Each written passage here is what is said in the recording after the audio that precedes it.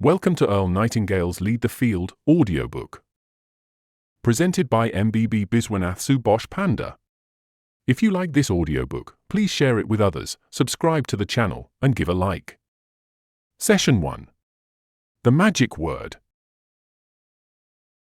This is Earl Nightingale with the new edition of Lead the Field. This program is about 12 ideas that will bring order and success into our lives. These ideas will work wonders, regardless of what we choose as the main thrust of our lives, for they are the great ideas that have evolved over the centuries. Together they form a constellation by which you and I can safely and successfully navigate. The great Spanish philosopher José Ortega y Gasset reminded us that human beings are born into a natural state of disorientation with the world. That is, while all other creatures are guided by instinct, of which they are unaware, and which they can't question, each of us, as a human creature, was given the godlike power to create his or her own life. And each of us does exactly that, all the years of his or her life. Every day, we put in place actions and ideas that will determine the shape and substance of our tomorrows. For some, these ideas and actions inevitably lead to extraordinary achievements and rewards. For most, they tend to lead to a kind of middle ground, in which significant numbers of people take their cues from each other, without question or consideration. For some, these actions and ideas lead to repeated frustration and problems, and they spend their lives at the bottom layers of the socio-economic pyramid. Success or failure as a human being is not a matter of luck, or circumstance, or fate, or the breaks, or who you know, or any of the other tiresome, old myths and clichés by which the ignorant tend to excuse themselves. It's a matter of following a common-sense paradigm of rules and guidelines anyone can follow. Lead the Field has changed more lives, brought about more success stories, helped create more millionaires, and saved more careers, important jobs, and marriages than any other program ever produced. And the rules we talk about here don't change, they apply to any situation, under any circumstances. We never have to ask, I wonder what will work in this particular situation. All we have to do is make these ideas our own. And we begin with what I call the magic word. We all want good results from life, in our home, in our work, and in all our contacts with other people. The most important single factor that guarantees good results, day in, day out, all the months and years of our lives, is a healthy attitude. Attitude is the magic word. Attitude is defined as the position or bearing that indicates action, feeling, or mood. And it is our actions, feelings, or moods that determine the actions, feelings, or moods of others. Our attitude tells the world what we expect in return. If it's a cheerful, expectant attitude, it says to everyone with whom we come in contact that we expect the best in our dealings with our world. You see, we tend to live up to our expectations. And others give to us, as far as their attitudes are concerned, what we expect. Our attitude is something we can control. We can establish our attitude each morning when we start our day. In fact, we do just that, whether or not we realize it. And the people in our family, all the people in our world, will reflect back to us the attitude we present to them. It is, then, our attitude toward life that determines life's attitude toward us. Cause and effect. Everything we say or do will cause a corresponding effect. If we're cheerful, glad to be experiencing this miracle of life, others will reflect that good cheer back to us. We are the kind of people others enjoy being around. You and I are responsible for our lives. You and I produce causes all day long, every day of our lives. The environment can return to us only a corresponding effect. That's why I say that each of us determines the quality of his or her own life. We get back what we put out. Here's a way to evaluate the quality of your attitude in the past. Would you say that people tend to react to you in a smiling, positive manner, giving you friendly greetings when you appear? Your answer to that question will tell the story. I remember the time when a man and his wife bought a home across the street from me in Florida. The couple had moved to Florida from their home in Minnesota. They had planned the move for years. They were tired of the northern winters, and he was an avid fisherman. Several months passed, and one day, I was surprised to see them packing. I walked across the street and asked the man if they were leaving so soon after they had made the move. He nodded. "My wife hates it here," he said. We're going back home. I asked him how in the world his wife could hate it here, what she didn't like about the place. After a few questions, the truth came out. She hasn't been accepted here, he said. The other women of the community have left her strictly alone. She hasn't made any friends. She hasn't been asked to participate in any of the community activities. Has she let the other women know she's interested in participating in community activities? I asked him. He stopped what he was doing and looked at me. No, he said. No, she hasn't. She's been waiting for the women to ask her. And since she stayed in the house, waiting for them to come to her, they've thought of her as a recluse, as a person who's not interested in making friends. So they've left her alone. There was a long silence, and then he began nodding. Yes, that's exactly what's happened, he said. Yes, the women of the neighborhood should have come to her and introduced themselves, or invited her to a tea or luncheon, but they were reacting to her. She didn't know that the community could give her back only a reflection of her own attitude. Here was a woman in her 60s who had never learned the first important rule for successful living, that our surroundings will always reflect us, that our environment is a mirror, often a merciless mirror, of ourselves.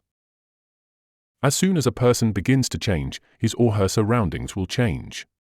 And it works like this: a great attitude yields great results, a good attitude produces good results, a fair or average attitude yields fair or average results, a poor attitude yields poor results.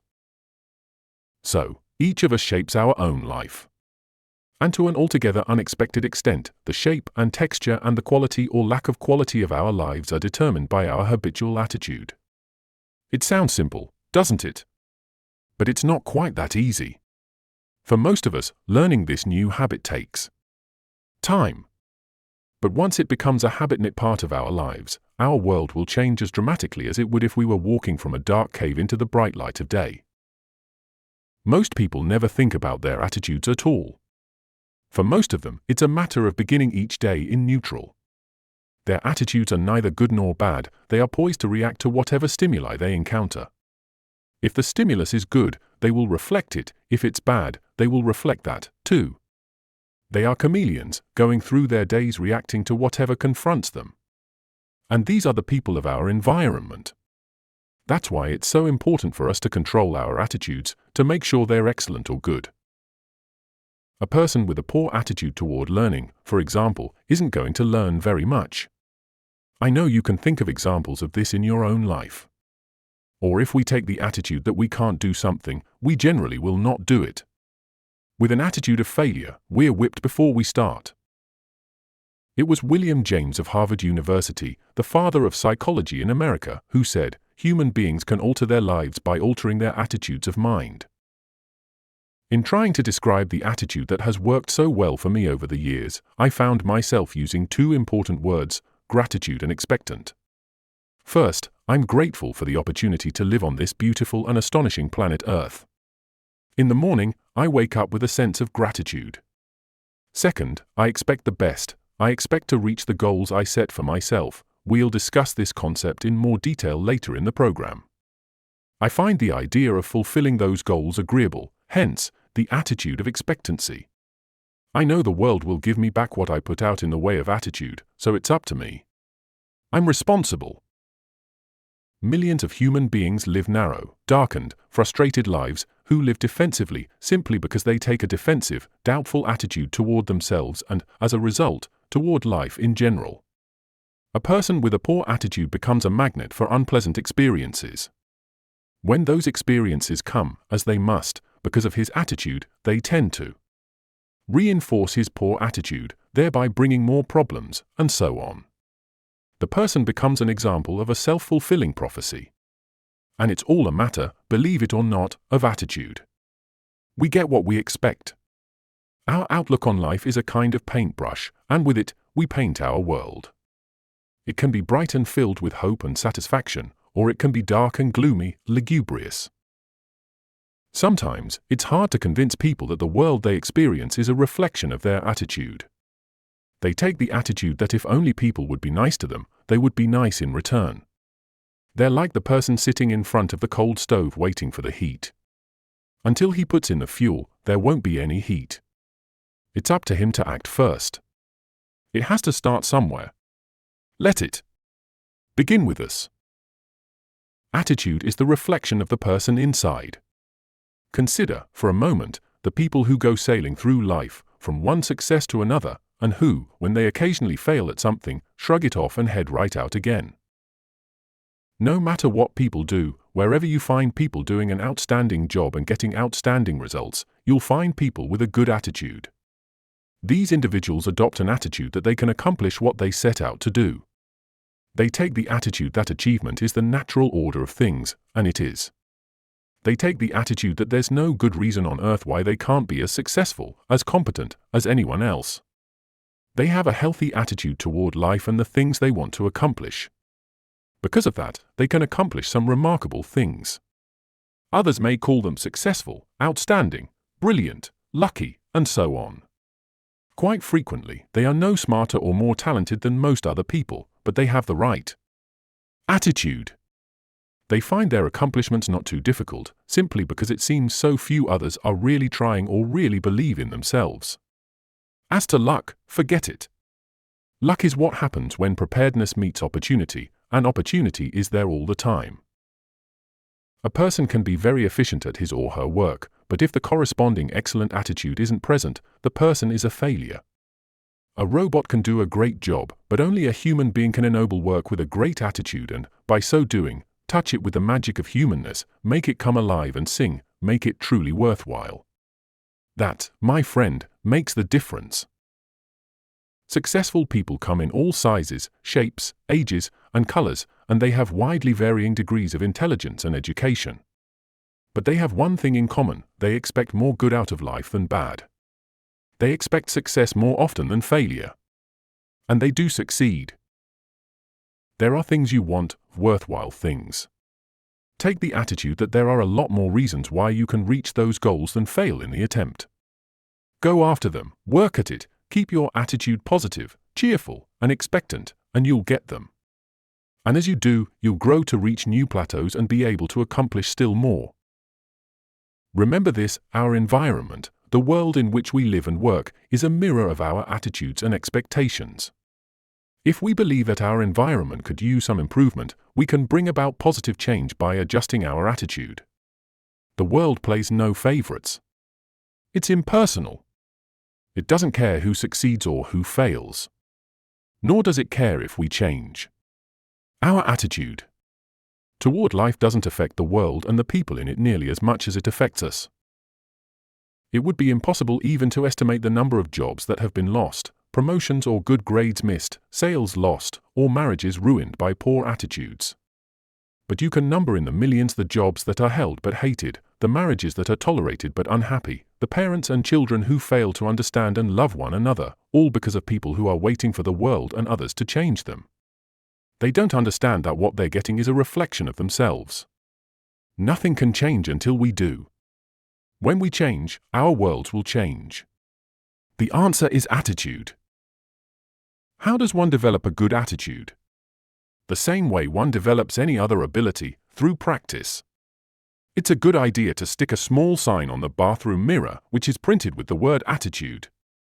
That way, you'll see it first thing every morning. You may have another sign in your car and one at your workplace. We need to smile more, speak to people, and go out to people. Everything in the world we want to do or get done, we must do with and through people. Every dollar we will ever earn must come from people. The person we love, and with whom we want to spend the rest of our lives, is a human being with whom we must interact. Our children are individuals, each unique and distinct from any other person who has ever lived. And what affects them most is our attitude, the loving kindness they see and feel whenever we are around them. If you begin to develop and maintain an attitude that says yes to life and the world, you'll be astonished at the changes you'll see. Someone once said, "Life is dull only to dull people." It's true, of course.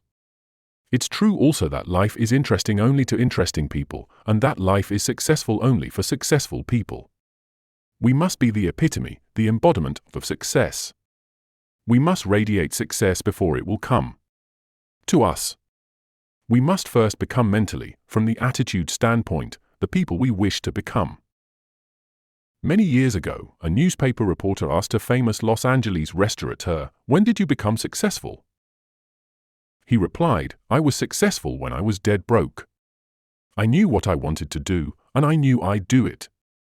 It was only a matter of time." He had a successful attitude long before the success he sought had become a reality. The great German philosopher and writer, Goethe, put it this way: before you can do something, you must be something. However, let me illustrate my point with an exercise.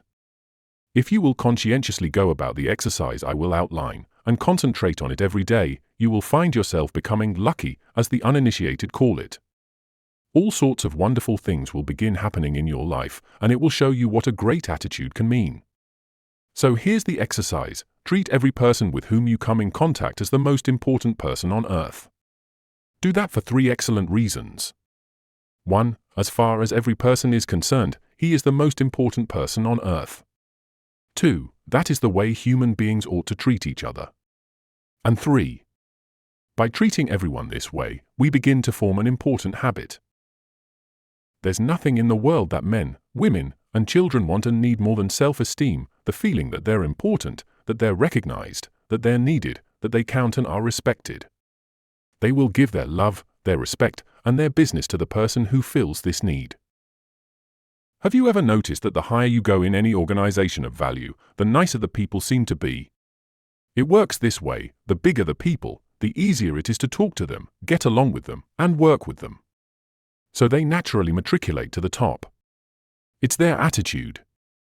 People with great attitudes naturally gravitate to the top of whatever business or department they're in. They don't have great attitudes because of their positions, they have their positions largely because of their great attitudes. For the purposes of this exercise, act toward others in exactly the same manner that you want them to act toward you. Treat the members of your family as the very important people they are, the most important in the world. Each morning, carry out into the world the kind of attitude you'd have if you were the most successful person on earth. Notice how quickly it develops into a habit. Almost immediately, you'll notice a change. Irritations that used to frustrate you will begin to disappear. When some less informed person gives you a bad time, don't let his poor attitude infect yours. Keep yours in hand, keep it good, keep cool, above it all, and keep smiling. If you're driving and someone cuts in front of your car, or if someone is discourteous to you in any other manner, don't react as he would, smile it off. Destructive emotions, such as anger, hatred, and jealousy, don't hurt others, they hurt you. They can make your life miserable. They can make you sick. Forgive everyone who ever hurt you, really forgive them, and then forgive yourself. That's all past. Stewing over it or exhuming it can only make you sick. Forgive and forget. Get rid of it. You've risen above that sort of thing. As you develop a great attitude, you'll probably realize that you've already placed yourself on the road to what you seek. You are well on your way. It makes no difference how successful you may have been in the past. You'll be delighted with the ease and comfort of your new life. The bad or poor attitudes of others can be as infectious as the common cold. We must look at them in this light, as infectious conditions that can end up only hurting and annoying us if we allow ourselves to catch them. Like the doctor who often treats people with infectious conditions, we must keep ourselves healthy. Whoever coined the cliché "life's too short" certainly knew what he was talking about. It really is too short, much too short, to spend any of our valuable time mimicking the attitudes of others unless their attitudes are good. A great attitude does much more than turn on the lights in our worlds. It seems to magically connect us to all sorts of serendipitous opportunities that were somehow absent before the change. Maybe that's what people mean when they say we're lucky. Suddenly, we do find ourselves getting the so-called breaks. But it's really nothing more than this new connection to the world that comes with a great attitude. We find ourselves doing more and doing it in less time. We put ourselves directly in the path of all kinds of serendipitous happenings. When you begin to develop a better attitude, you should realize that you've already placed yourself among the top 5% of people, among the most successful people on earth. You've placed yourself on the road to what you seek. You've prepared the ground, you've only to plant the seed. Now, in summing up, here are a few points to keep in mind. First, it's our attitude at the beginning of a difficult task that, more than anything else, will bring about its successful outcome. Secondly, our attitudes toward others determine their attitudes toward us. We're all interdependent. The success we achieve in life will depend largely on how well we relate to others. Thirdly, before you can achieve the kind of life you want, you must think, act, talk, and conduct yourself in all of your affairs as would the person you wish to become. Keep a mental picture of that person before you as often as you can during the day. Fourthly, remember that the higher you go in any organization of value, the better the attitudes you'll find. And that great attitudes are not the result of success. Success is the result of great attitudes. Finally, the deepest craving of the human being is for recognition and self-esteem, to be needed, to feel important, to be recognized and appreciated. That includes our loved ones and everyone else with whom we come in contact during our days. To make these important principles a habit-knit part of your life, here are some suggestions. Since your mind can hold only one thought at a time, make each thought you have constructive and positive. Look for the best in people and ideas. Be constantly alert for new ideas you can put to use in your life. Please don't waste time discussing your problems with people who can't solve them, or your health, unless it's a positive update or you're consulting with your doctor. It won't help you. It can't help others. Radiate the attitude of well-being and confidence, the attitude of the person who knows where he or she is going. You'll find all sorts of good things happening to you. Lastly, treat everyone with whom you come in contact as the most important person on earth. Start this habit, practice it consistently, and you'll do it and benefit from it for the rest of your life. We'd love to hear your thoughts. Share your feedback to help us improve, and let us know in the comments if there's a specific book topic you'd like to hear next. Thank you very much.